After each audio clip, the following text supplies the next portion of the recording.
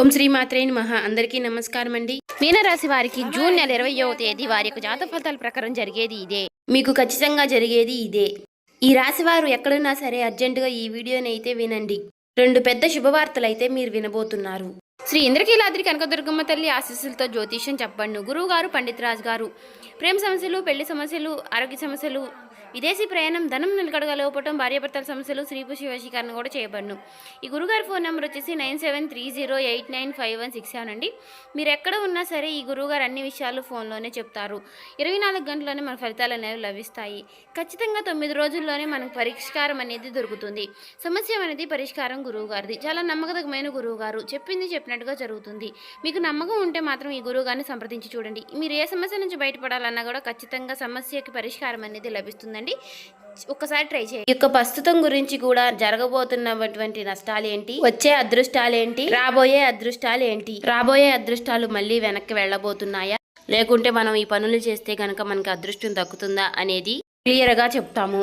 అందుకే ఈ వీడియో చివరి వరకు వింటేనే మేమేం చెప్తున్నామో మీకు పూర్తిగా అర్థమవుతుందండి.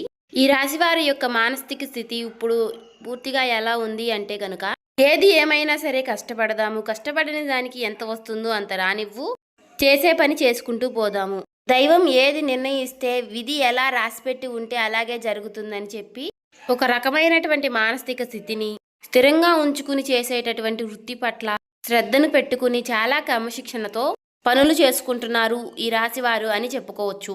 కానీ కొన్ని ఎవరైతే మన చుట్టూ ఉండేవారు ఉంటారో వారి యొక్క ఎఫెక్ట్స్ కూడా మన మీద అనేవి చూపిస్తూ ఉంటాయి. వీటి వల్ల ఏమవుతుంది అంటే గనక ఈ యొక్క రాశి వారి యొక్క జీవితంలో కొన్ని డిస్టర్బెన్స్ అంటే కొన్ని అంతరాయాలు అనేవి జరగబోతున్నాయి. ఎందువల్ల జరగబోతున్నాయి అంటే గనక, చేస్తున్నటువంటి కష్టం ఏదైతే ఉందో, వస్తున్నటువంటి రూపాయి ఏదైతే ఉందో, అది రూపాయి కానివ్వండి, 10 రూపాయలు కానివ్వండి, లేదంటే 1,00,000 రూపాయలైనా కానివ్వండి, ఈ సంపాదన ఏదైతే ఉందో ఈ యొక్క సంపాదన అనేది గుట్టుగా దాచుకునేది ఈ యొక్క రాశి వారిలో లేదు. ఇలా గుట్టుగా దాచకుండా ఎవరి దగ్గర దాచాలో వారి దగ్గర దాచకుండా, ఎవరి దగ్గర మాట్లాడకూడదో వారి దగ్గర బట్టబయలు చేస్తున్నారు. దీని కారణంగా జరుగుతుంది ఏంటి అంటే గనుక, ఇక్కడ వీరి యొక్క సంపాదన ఎవరైతే కళ్ళ ముందు చూస్తున్నారో, వీరి యొక్క కష్టాన్ని కళ్ళ ముందు చూస్తున్నారో, వీరిని దోచుకునే ప్రయత్నం చేస్తున్నారు. అది కూడా వీరికి తెలియకుండా.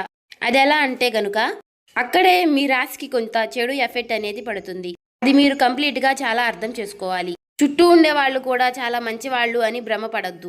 ఎందుకంటే ఇక్కడ స్నేహం రూపంలోనూ, లేదంటే గనుక పార్ట్నర్ రూపంలోనూ, లేదంటే బంధువుల రూపంలోనూ ఇలా ఎవరైనా కానివ్వండి, వీరి వల్ల ఏమవుతుంది అంటే గనుక, కొంచెం సెంటిమెంటల్గా మనుషుల్ని ఎమోషనల్ చేసి, బ్లాక్మెయిల్ చేయకుండానే చేసినట్లుగా చేసి, మీ దగ్గర నుంచి 1 రూపాయి అయినా లాగడం కానీ, లేదా మీ దగ్గర నుంచి మరొకరికి పెట్టించడం కానీ చేస్తూ ఉన్నారు. ఇలా చేయడం వల్ల ఏమవుతుంది అంటే, మీ యొక్క ధనం అనేది మీకు 100% దక్కకుండా అందులో 20% అనేది బయటికి వెళ్ళిపోతుంది. కానీ ఈ 20% బయటికి వెళ్ళిపోవడాన్ని కూడా ఈ రాశి వారు గమనించలేకపోతున్నారు. ఇక్కడ మీరు నన్ను ఒక ప్రశ్న వేయొచ్చు, గురువు గారు అంత గమనించలేనంత పిచ్చివాళ్ళమా మేము ఏంటి అని చెప్పి.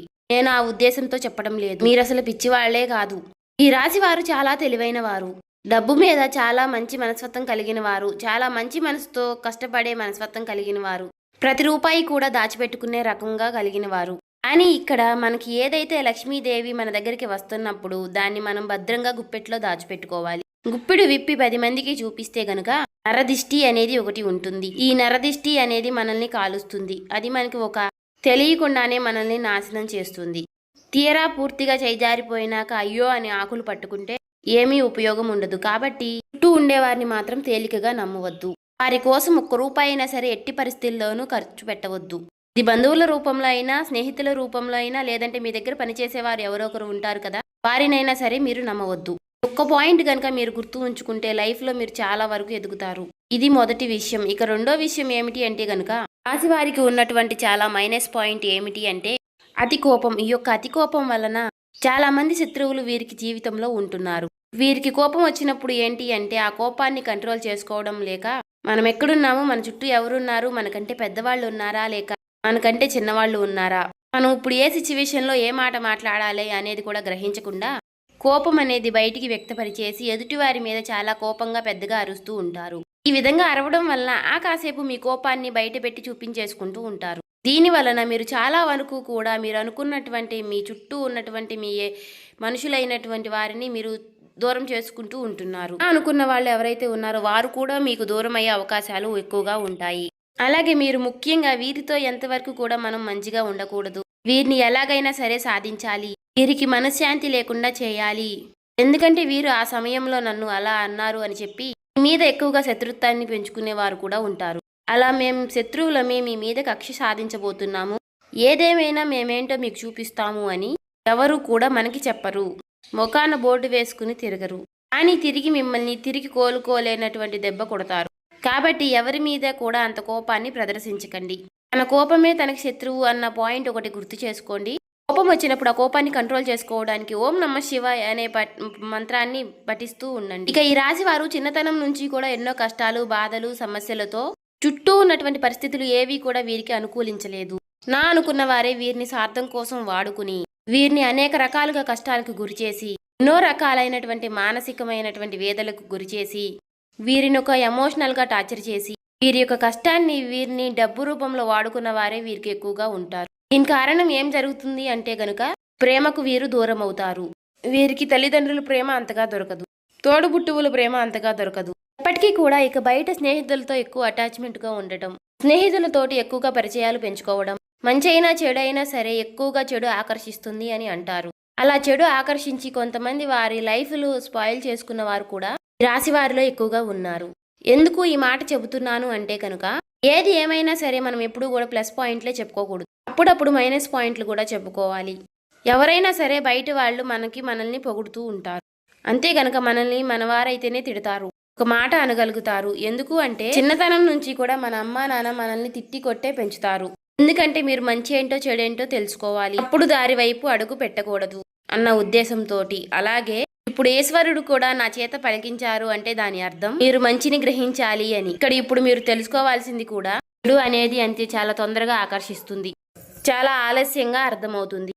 మీ యొక్క చెడు స్నేహాలు ఏంటి అంటే కనుక చాలా త్వరగా అట్రాక్ట్ చేసుకుని మిమ్మల్ని కూడా చెడు మార్గంలో నడిపించే ప్రయత్నం చేస్తాయి. కాబట్టి ఈ మనసుకి ఇది తప్పు అని తెలిసినప్పుడు ఆ తప్పు మీరు చేయకుండా ఉంటేనే మంచిది. చాలా కష్టపడుతున్నారు, మన వాళ్ళు ఎవరో పరాయి వారు ఎవరో కూడా తెలుసుకున్నారు, ఎవరి వల్ల నష్టం జరిగింది, మనం ఎదుగుతున్నాము అంటే మనల్ని చూసి ఎవరు అయితే ఏడుస్తున్నారు అని కూడా తెలుసుకున్నారు. మరి అలాంటప్పుడు మన కష్టాన్ని మనం ఎందుకు దూరం చేసుకోవడం? ఏదైనా కానీ ఒక దుర్వ్యసనానికి అలవాటైనప్పుడు ఆ దుర్వ్యసనం వల్ల తర్వాత మనం ఎంత మూల్యం అనేది చెల్లించవలసి వస్తుంది అనేది కూడా మీరు ఒక్కసారి ఆలోచించుకోవాలి. కుటుంబ విషయానికి వస్తే ఈ రాశి వారి కుటుంబంలో చాలా స్ట్రిక్ట్ గా ఉంటారు. అంటే ఏదేమైనా కూడా బయట వాళ్ళతో ఏ విధంగా అయితే ఉంటున్నారో కుటుంబంతో కూడా అదే విధంగా ఉంటారు. ఎప్పుడూ కూడా కరెక్ట్ అనిపించుకోదు. మన కుటుంబంతో మనం ప్రేమగా ఉండాలి. మనకి మంచి జరిగినా చెడు జరిగినా మనతో పాటు తోడుగా ఉండేది మన కుటుంబమే. అటువంటప్పుడు కుటుంబం అనేది మనకి ఎప్పుడూ కూడా ఒక వెన్నుముక లాంటిది. అటువంటప్పుడు బయట ఉండే కోపాలు, బయట ఉండే ఆవేశాలు, బయటపడిన బాధలు, ఉద్యోగాల్లో ఉండే స్ట్రెస్లు, వ్యాపారాల్లో ఉండే నష్టాలు, వారి మీద కోపాలు అన్నీ తెచ్చి కుటుంబం మీద రుద్దకూడదు. ముఖ్యంగా మగవాళ్ళకి ఈ విషయం చెప్పాలి. ఎందుకు అంటే గనుక చాలా మందిని ఈ యొక్క రాశి వారిని గమనించినట్లయితే గనుక ఎక్కువగా పదే పదే అరుస్తూ ఉంటారు, ఇంట్లో ఎక్కువగా కోప్పడుతూ ఉంటారు, చిన్నపిల్లల మీద కూడా అరుస్తూ ఉంటారు. ఎందుకంటే వారి స్ట్రెస్ అనేది ఎక్కువగా మైండ్లో ఉంటుంది. కానీ ఆ స్ట్రెస్ని మీరు కంట్రోల్ చేసుకుంటే గనుక మీకు తిరుగు ఉండదు. మానసిక స్థితి అనేది భగవంతుడు మనకి ఇచ్చారు. కాస్త నిదానంగా ఉండడం, కాస్తంత ఓర్పుగా ఉండడం. ఒకరిని అనేటప్పుడు మనం ఎవరిని అంటున్నాము, ఎందుకు అంటున్నాము, మనం అనడానికి వారు చేసినటువంటి తప్పు ఏమిటి, మనం ఈ మాట అంటే వారు ఎంత బాధపడతారు అని విషయాన్ని కూడా ఆలోచించుకుని అనాలి. అలా ఆలోచించగలిగే శక్తి అనేది మీకు రావాలి. ఎందుకంటే ఋషభం అంటే ఏంటి? ఎద్దు ఎన్ని కష్టాలు పడుతుందో, ఎన్ని బాధలు పడుతుందో, ఎన్ని సమస్యలు పడుతుందో అన్నీ మీరు చూసే వచ్చారు.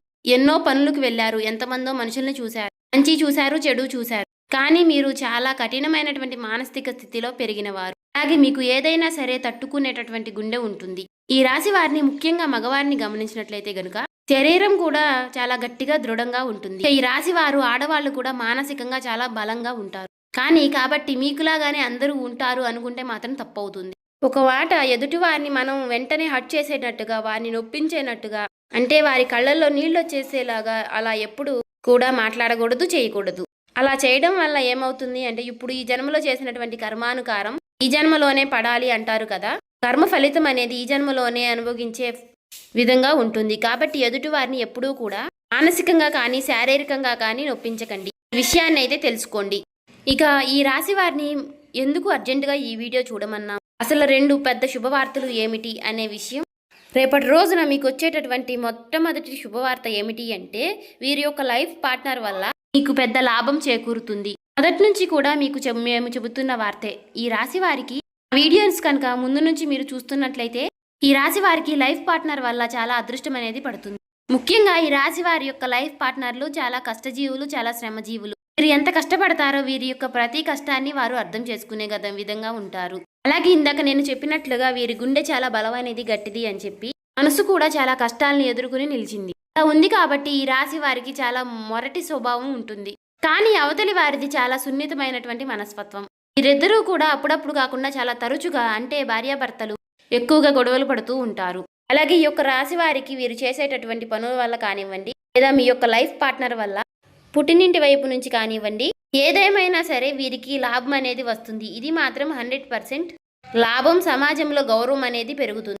డబ్బు పరంగా కూడా చాలా వరకు లాభాలు అనేవి కలిసి వస్తాయి. ఇది 100% జరుగుతుంది, రాసి పెట్టుకోండి. ఈ మొదటి శుభవార్త. ఇక రెండో శుభవార్త ఏమిటి అంటే గనుక, రాశి వారికి చేస్తున్నటువంటి వృత్తి ఏదైతే ఉందో ఆ వృత్తి నందు గతంలో చేసినటువంటి చాలా మోసాలను అధిగమించి ఆ మోసం ఏ విధంగా జరిగిందో తెలుసుకొని వాళ్ళకి కాస్తంత దూరంగా ఉండడం వలన ప్రతి రూపాయి మీద జాగ్రత్త అనేది తెలుసుకోగలిగితే మీరు చేసే పని నందు చాలా వరకు కూడా ధనం లాభవుతుంది అని చెప్పుకోవచ్చు. అంటే వీరికి ఇప్పుడు లక్ష్మీ కటాక్షం అనేది పుష్కలంగా ఉంది. ధన ద్వారాలు తెరుచుకోబోతున్నాయి. అన్ని గ్రహాలన్నీ కూడా ఏవైతే ధనం రావడానికి చేసేటటువంటి గ్రహాలన్నీ కూడా అనుకూలమైనటువంటి స్థితిలో ఉండటం వలన ధన ప్రవాహం అనేది మీకు అధికంగా ఉంటుంది. కానీ ఇక్కడ మీకు జాగ్రత్త అనేది ముఖ్యం. మీరు కష్టపడుతున్నారు, ధనం లేదు అని చెప్పి అనకండి. మీరు శ్రమ చేస్తున్నారు, మీ సమయాన్ని చాలా పనినందు పెడుతున్నారు, అయినా కూడా ధనం నిలవడం లేదు అంటే గనుక కాస్తంత అజాగ్రత్త. ఎదుటివారు వాళ్ళని గుడ్డిగా నమ్మడం వల్ల మీరు లాస్ అవుతున్నారు. అలా గనుక జరగకుండా చూసుకుంటే గనుక మీరు చాలా వరకు లైఫ్లో మీరు ముందుంటారు. చూసారు కదండి. ఈ వీడియో నచ్చితే ఓం శ్రీ మాత్రే నమః అని కామెంట్ చేయండి. ఇంకా సబ్స్క్రైబ్ చేసుకునే వాళ్ళు సబ్స్క్రైబ్ చేసుకోండి.